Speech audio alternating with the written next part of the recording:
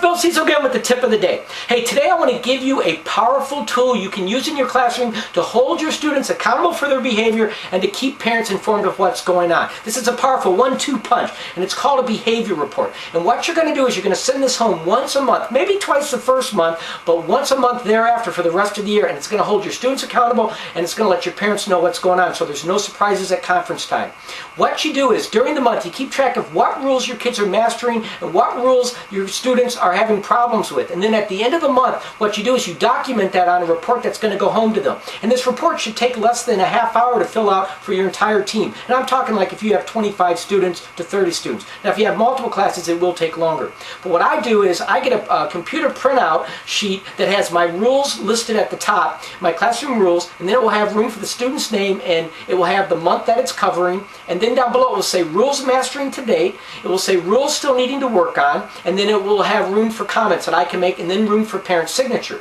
What I do is I take every student individually, I look over my pad for the month. If they have not had a problem with a certain rule, I start with that. Remember, always start with the positive because it makes people more receptive to hear the negative or the things that you want them to work on.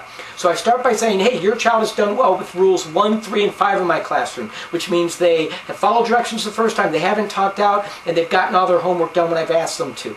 And so it lets the parents know that you've noticed that things are doing well. And then it will say, here are the rules that they're still needing to work on. I'm not saying they're doing a lousy job, it's just rules they still need to work on. For example, I might say that they were having a problem with another student, and that's rule number 4 in my room, showing respect to all. So I might say they're still working on rule number 4, getting along with others, but it's not something that I consider a major problem at this point, if I really don't feel that. If I do think it's a problem, I might write more in the comments section about why I think it's a big concern.